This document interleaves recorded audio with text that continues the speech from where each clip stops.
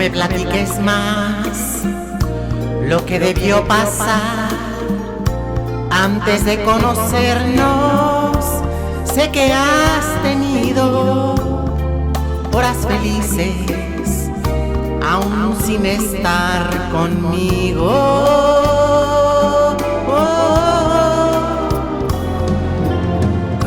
No quiero ya saber qué pudo suceder en todos estos años que tú has vivido con otras gentes, lejos de mi cariño.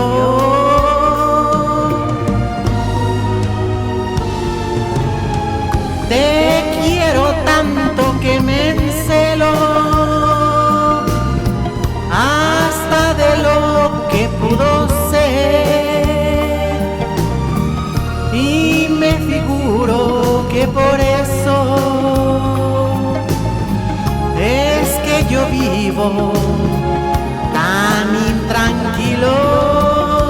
No me platiques ya, déjame imaginar que no existe el pasado y que nacimos el mismo instante en que nos conocimos.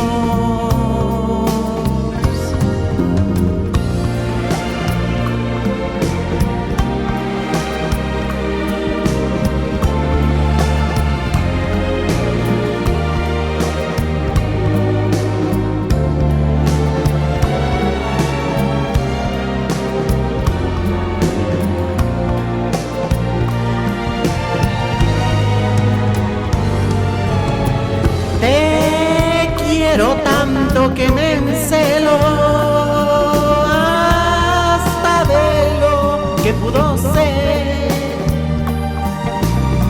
y me figuro que por eso es que yo vivo tan intranquilo. No me platiques ya, déjame imaginar que no existe el pasado y que nacimos el mismo instante en que nos conocimos.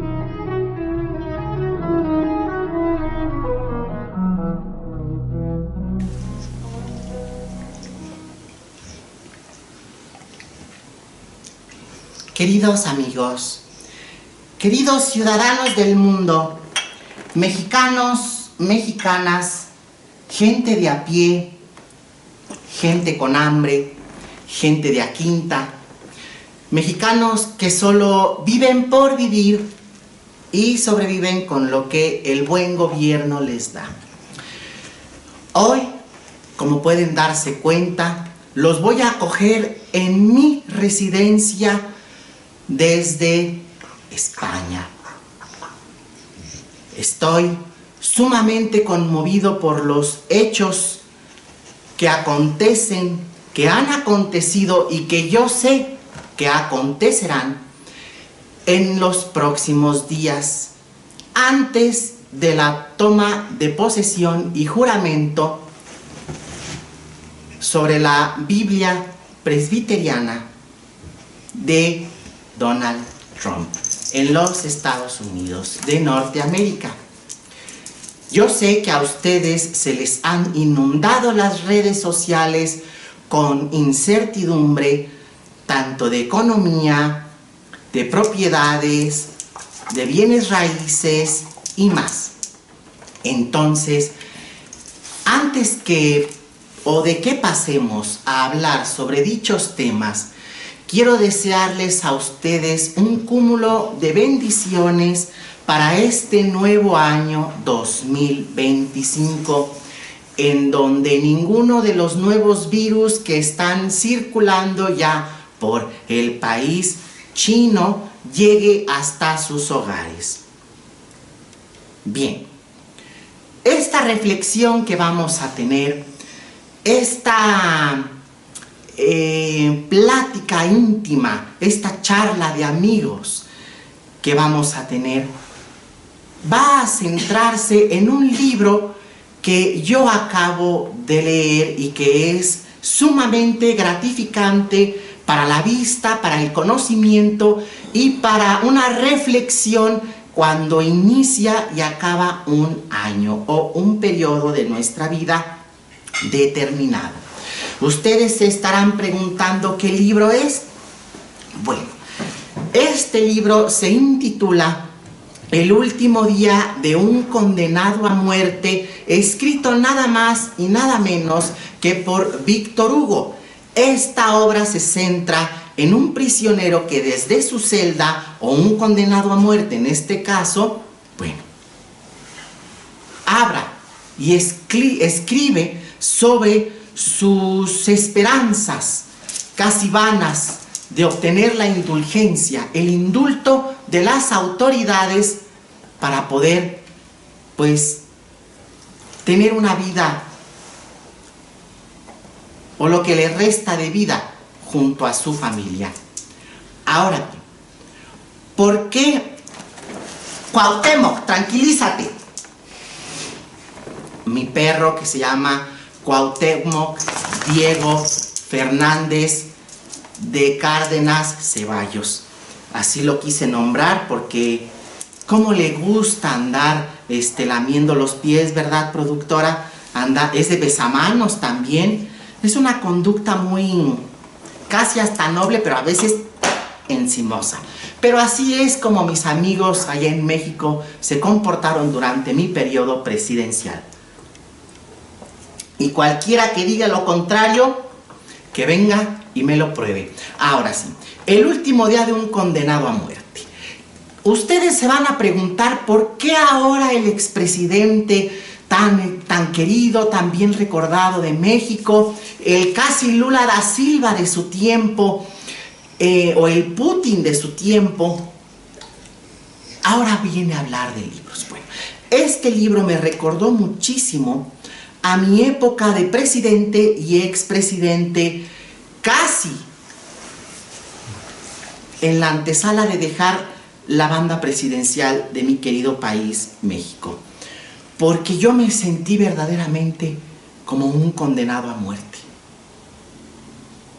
Apedreado, maltratado, injustificadamente.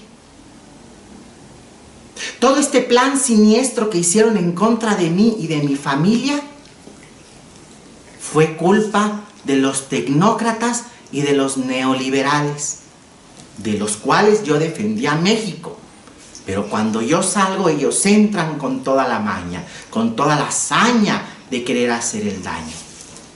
En fin, este libro me ayudó a hacer una reflexión profunda, íntima, casi personal, pero también social. ¿Por qué? Porque me puse a reflexionar sobre el tiempo que ha dormido México ante los acontecimientos más delicados de su historia. Realmente los mexicanos muchas veces no se detienen a pensar en el por qué y para qué de los sucesos que los políticos actuales mexicanos y mexicanas ponen como una agenda interna mexicana para salirse con la suya, pero disfrazada de un bienestar para el pueblo. Uno de los lugares o de los puntos que podemos por los cuales empezar sería el seguro social. ¿Por qué se están ufanando de hacer farmacias y centros médicos del bienestar cuando tienen el seguro social que tiene muchas deficiencias, muchas decadencias y que actualmente hay gente que lleva 3 o 4 meses pidiendo su medicamento y no hay abasto? ¿Por qué en vez de andar creando o tapando zanjas a lo tonto dentro del país, no se atreven a encauzar toda la atención y el fondo preciso al Instituto Mexicano del Seguro Social para que se convierta en una punta de lanza de tecnología médica y atención a pacientes, mujeres, hombres, niños y personas de la tercera edad, para que dentro de sus vastas formas y fórmulas de hacer medicina se aplique también la forma de la prevención para ayudar a la gente a través de la activación física, a través de la lectura, a través de la nutrición, a través del arte y la cultura, que para eso tienen departamentos el Seguro Social y también el ISSSTE, pues se dediquen a hacer esto, el enfoque, la focalización en el problema de qué es lo que hace ineficiente al Seguro Social mexicano. En vez de andar buscando nuevas rutas que a lo mejor, si no vuelve a ganar Morena las próximas elecciones, va a haber un serio problema de déficit económico porque no han sabido atacar los problemas. Y con atacar los problemas me voy al punto número 2. Y ese punto número 2 es la guerra del narcotráfico o contra el narcotráfico, que no debería de haberse llamado así, debería haberse llamado la guerra contra fabricantes ilegales de material que provoca adicción. Ahora, el fentanilo es un gran negocio a nivel global. ¿Por qué? Porque las farmacéuticas lo ocupan. Es bien sabido que las farmacéuticas lo ocupan para graves casos de cáncer, operaciones que incluyen una apertura o abertura de la cavidad abdominal grande, profunda, en sí, para contrarrestar como un antibiótico o como un tratamiento al dolor serio, grave o agudo de pacientes que necesitan tranquilizantes. Ahora, si las farmacéuticas abrieron de una manera indiscriminada las fórmulas para crear el fentanilo o para el uso del fentanilo, era obvio que muchos de los que trabajaban dentro de las farmacéuticas para ganar muchísimo más dinero, porque no crean que los que trabajan dentro de las farmacéuticas ganan las millonadas, iban a buscar el acceso de dinero mayor por otros lados vendiendo las fórmulas o manejando las fórmulas por el mercado negro. De ahí se vuelve el emporio del mercado negro del fentanilo, que ha tocado a las puertas de la mayoría de los ciudadanos de Estados Unidos de Norteamérica. Pero el hecho de que Norteamérica, los Estados Unidos norteamericanos en concreto, quieran echarle la culpa a México es un acto de odio y de lavarse las manos como Poncio Pilatos infundada. ¿Por qué? Porque si Estados Unidos no se hubiera preocupado más por guerras, por hacerse los héroes, por andar conquistando lugares que no tenía que conquistar, en pos de ganar más terreno, más propiedad, más poder, se hubiera ocupado en focalizar la atención temprana en sus jóvenes, en las personas que fueron presa desde un principio del consumo del fentanilo a través de la venta de los laboratorios y de los consultorios médicos. No olvidemos que los consultorios médicos y los médicos de Estados Unidos de Norteamérica se hicieron fabulosamente ricos por andar recetando opiáceos y también el fentanilo a diestra y siniestra. Las farmacias tenían abierta la posibilidad y entonces todo mundo ganaba, hasta que vino el efecto péndulo, en donde todo mundo vio destrozada la familia o el núcleo familiar y por ende la salud. Hay niños de 15, 16 años que han sido asesinados por el consumo del fentanilo. La ola por las calles de modo zombie de las personas adictas a muchas otras sustancias y la mayoría de ellas al fentanilo es una de las razones que nos pone a pensar a cada uno de nosotros, ciudadanas y ciudadanos del mundo, en por qué no se detuvo antes. ¿Qué fue? Si Estados Unidos de Norteamérica es el héroe del mundo, ¿qué fue lo que le hizo no darse cuenta o que se distrajo para no atacar el problema de manera interna? Ahora, vámonos al número 3, hablando de lo interno. Si México es el fabricante o el pase libre para el narcotráfico desde Oriente, bueno, pues entonces hay que preguntarse aquí, ¿por qué México, los gobiernos de México no han atacado el problema? No han atacado el problema porque, seamos honestos, aquí es un win-win. Ganamos porque ganamos todos. Hasta la fecha, yo no he visto que los gobiernos del bienestar y de la esperanza hayan opacado el problema. ¿Por qué? Porque es muy grande. Y 2, porque los estados y municipios tienen una gran ganancia dentro de ellos, de este negocio infernal. Los presidentes y las presidentas que ha tenido Estados Unidos mexicanos no pueden andar controlando a los gobernadores y a los presidentes municipales como si fueran niños de guardería. Ellos confían en sus autoridades, pero lamentablemente el nivel de corrupción que han dejado los presidentes desde Zedillo hasta la fecha ha sido imparable.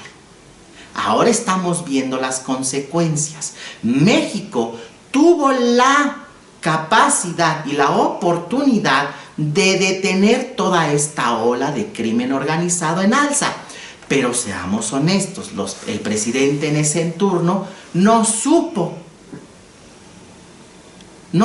cómo hacerle. Y ahora, todos los políticos de pacotilla infernales que han seguido después de Felipe Calderón, pues no han sabido, ni siquiera tienen la inteligencia para poner mano dura. La presidenta de Estados Unidos mexicanos dice que no se frenará con mano dura. Yo pregunto entonces, ¿con qué? ¿Cuál es la estrategia? ¿Cuál es la estrategia de seguridad nacional e internacional en cooperación que tú vas a tener con tus allegados. ¿Cuál es la estrategia de nación que tienes? El presidente Andrés Manuel tiene o tenía una idea de nación, una estrategia para nación, pero tú eres otra persona. Tú debes, como científica del mundo que eres, hacer una estrategia altamente científica o de calado profundo científico académico, sociológico y geopolítico para tu nación. Si no la tienes, entonces vamos a estar incurriendo en gobiernos bananeros. Esto nos lleva a todo otro punto que es Latinoamérica. Latinoamérica está fundida en la mayoría de sus gobiernos que son bananeros. Gente resentida del movimiento woke, que se vieron muchas veces hechas a un lado y que ahora con el poder se creen con la inteligencia y la capacidad de poder mandar, de poder decir, de poder señalar. ¿Por qué? Porque muchos otros años estuvieron casi como los leprosos. Un ejemplo de estos es Noroña, que nada más habla por hablar. Es muy peligroso ese señor. Hay que tener cuidado, hay que tener mucho cuidado con él, porque entre políticos hay categorías y él entra dentro de la categoría de perro Rottweiler para poder ladrar y morder con el permiso de sus superiores. Pero cuidado con esa gente, no se dejen ir por las bravuconerías que estos sueltan al hablar. Ahora, en el siguiente punto tenemos que hablar de los puertos. Si la droga entra por México desde Oriente, ¿por qué no hay seguridad en los puertos? ¿Qué es lo que está pasando con la famosa estrategia de seguridad que no ha funcionado y que la ola de crisis y de dependencia a drogas ha ido creciendo y elevándose hasta el territorio de Norteamérica? ¿Por qué no se detuvo a tiempo? ¿Por qué los puertos siguen haciendo lo que quieren? ¿Por qué en los puertos no hay una inspección real y contundente? ¿Será porque las autoridades están coludidas? ¿Será porque no hay filtros de seguridad? ¿O será porque el dinero es más poderoso que la seguridad misma de una nación tan poderosa como lo es México? ¿Qué es lo que está sucediendo ahí? Ahora,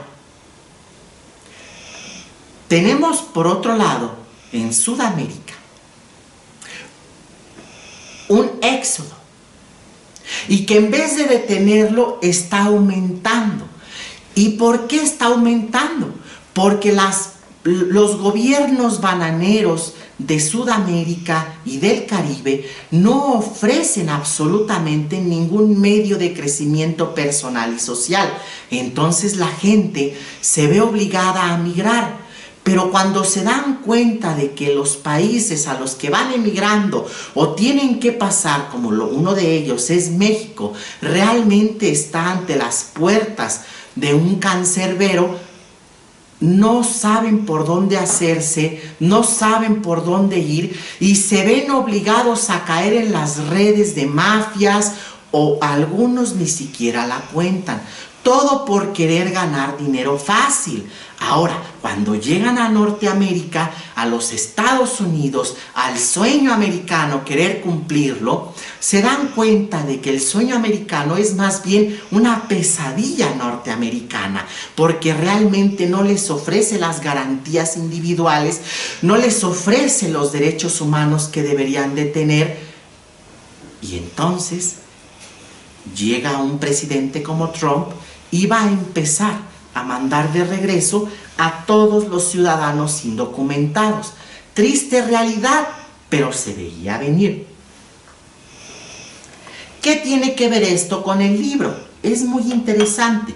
Por eso yo les decía, me parece como una obra del destino que este libro llegara a mis manos. Porque en una de sus reflexiones dice el condenado a muerte: he dormido mucho tiempo. Fíjense nada más. Él piensa que la pesadilla que está viviendo forma parte de un sueño. Pero la realidad lo golpea cuando el carcelero llega y le avienta la hogaza de pan. Y se da cuenta de que es una realidad la que está viviendo. Y empieza a maquinar cómo sobrevivir a los embates de esa realidad. Nosotros tenemos como ciudadanos mexicanos y mexicanas tener que hacer caso a la reflexión que tiene este libro de Víctor Hugo, donde dice: he dormido mucho tiempo.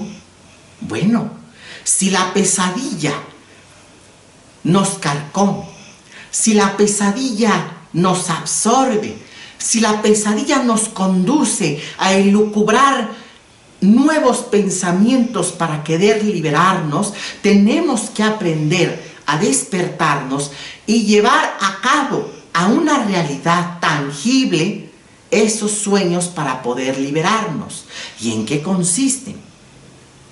En no permitir que los gobiernos manipulen nuestras necesidades. Porque eso de andar regalando juguetes a los niños con uniformes de Morena, con andar regalando despensas a personas de escasos recursos con uniformes de Morena, es campaña electorera y es un gobierno bananero.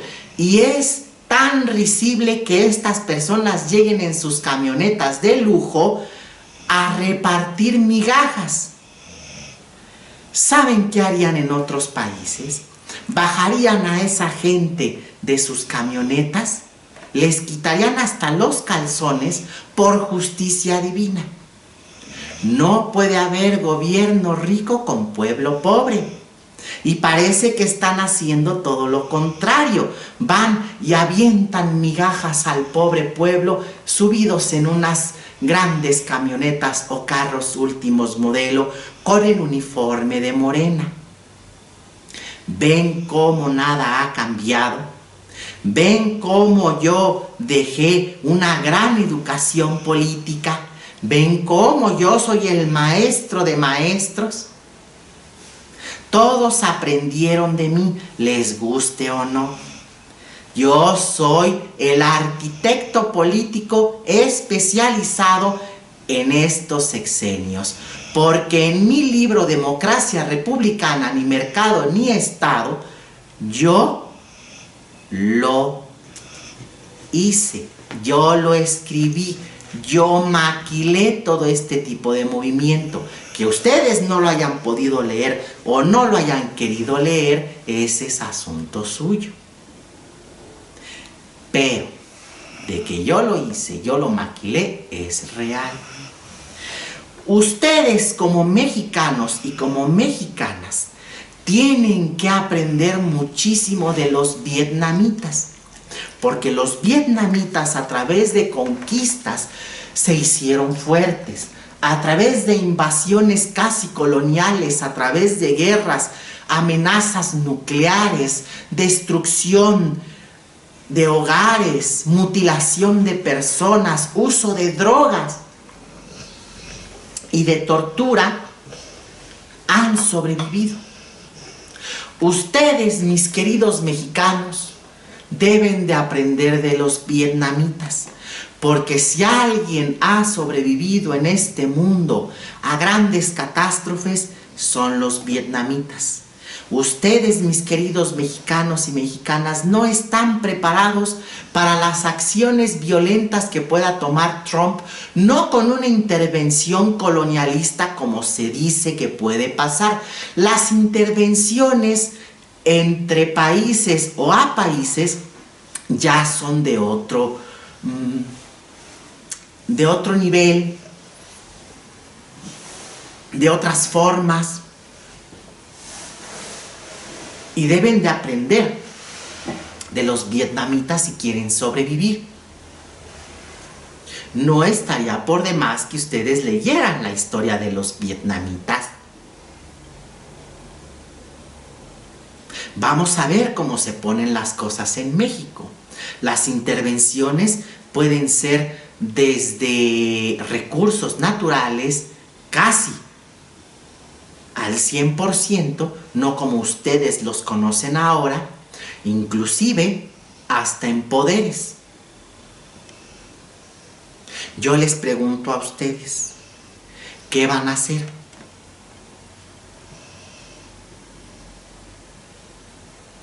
¿Cómo le van a hacer?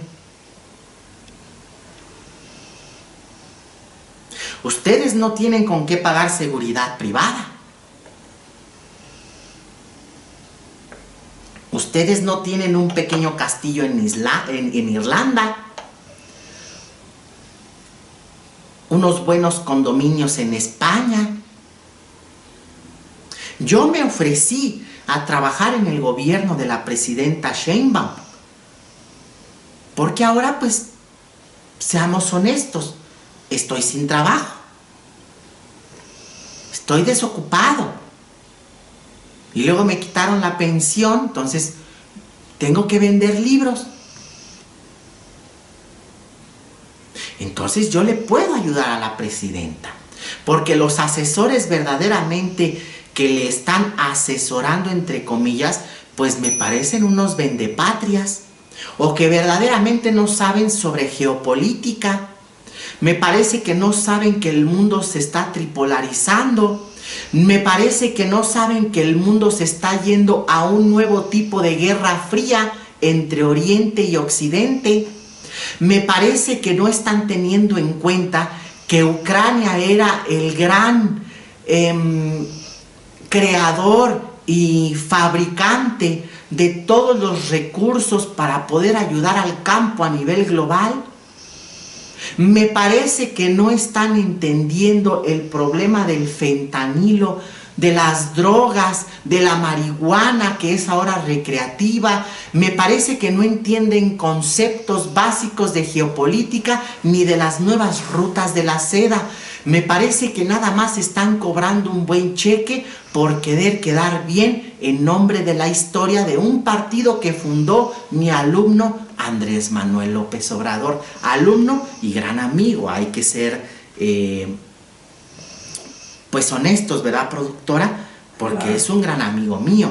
A veces me voy allá a la chingada con él y nos tomamos un cafecito, que de repente me dice, ¿no quieres un caldito de iguana estilo Michoacán? Pues nos echamos un caldito de iguana, cecina de venado, en fin, cosas así que pues a veces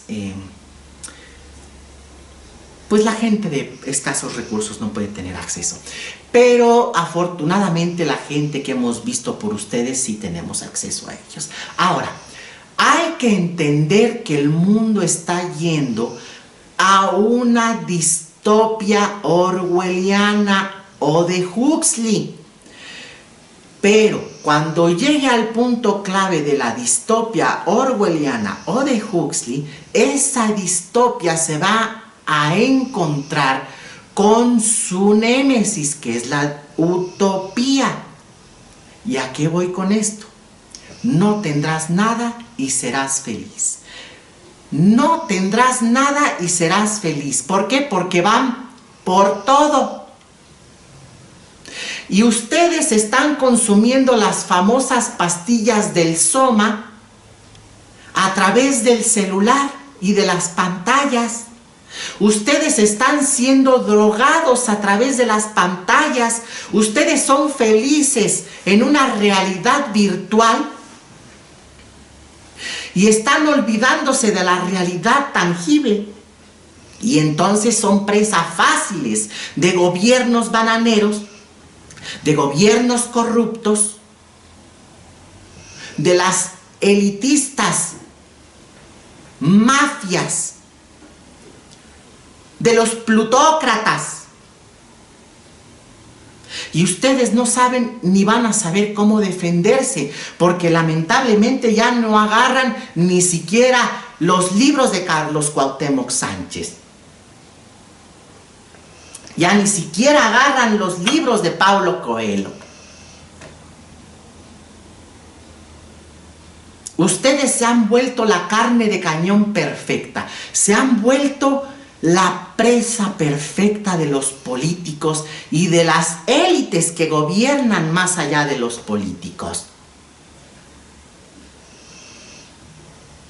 Dice Eduardo Verástegui que ahora que entre Trump, que agarre a los Estados Unidos mexicanos como si fuera su segunda casa y que cree más iglesias y destruya todos los lugares de vicio. Y acuérdense de la historia que tiene ese señor como artistucho en México. Todo aquel que tocó fondo en drogas, alcohol, promiscuidad, etcétera, etcétera, etcétera, que después se convierte a la religión para poder salvar su alma, es más peligroso, porque entonces odia todo aquello, aborrece todo aquello que le causaba un placer inmenso, y si él ya no lo tiene, nadie más lo debe de tener. Tengan cuidado con esos pensamientos. Ahora, ¿he dormido mucho tiempo? Esa es la pregunta que yo les hago a ustedes, mis queridos compatriotas. ¿Han dormido mucho tiempo? ¿Han permitido tantas cosas? ¿Han ustedes agachado la cabeza mucho tiempo? ¿Ya están listos para despertar? ¿Ya están listos para exigir verdaderamente a los gobiernos lo que ustedes se merecen?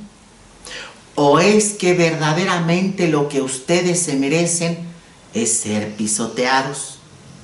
Porque la raza de bronce dentro de los escritos platónicos es la raza que es inferior a todas.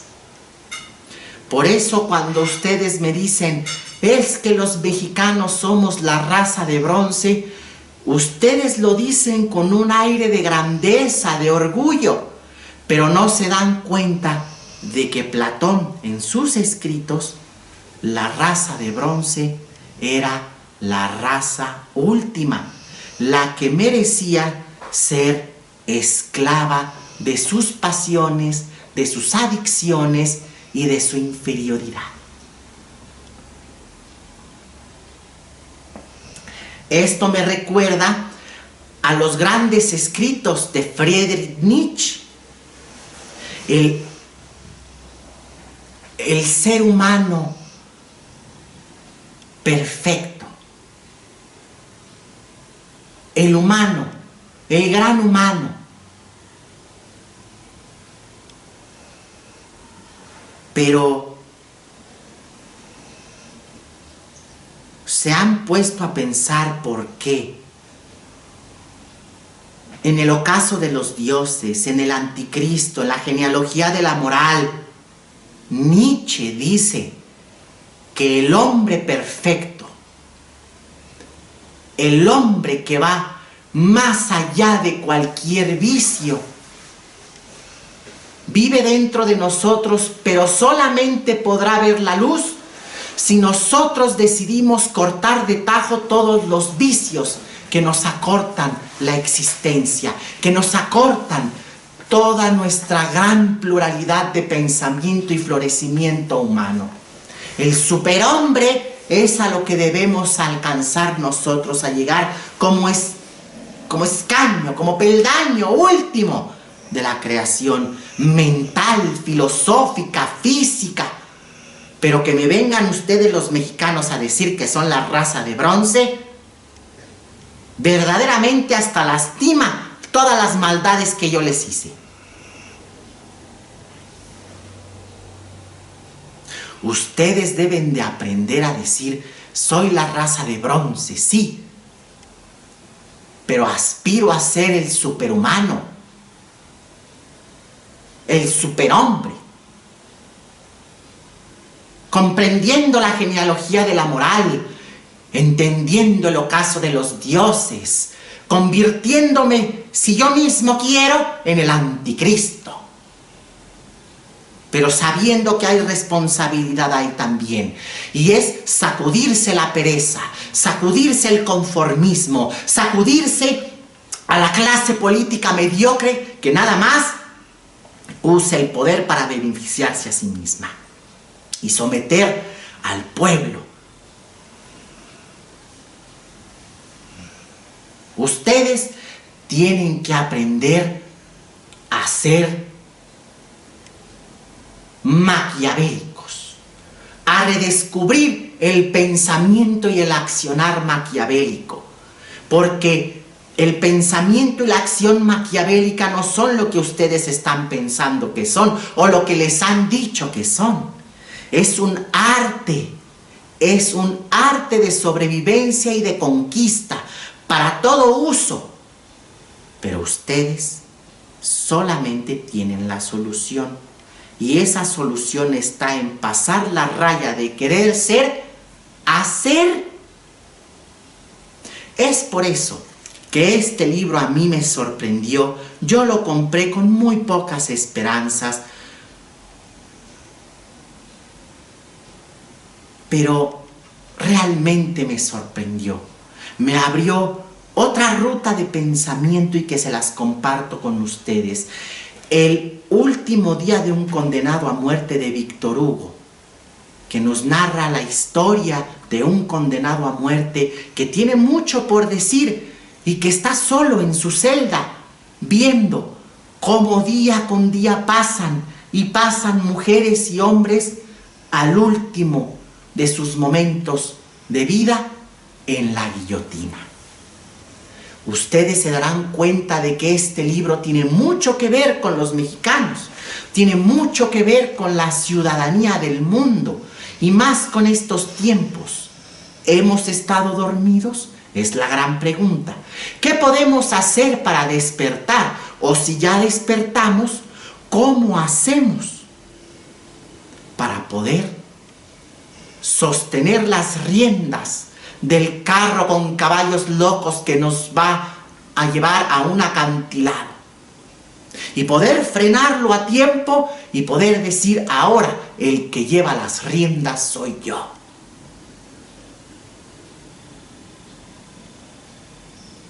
Dejen la pereza, dejen la procrastinación, dejen el conformismo, vuélvanse primero útiles a ustedes mismos.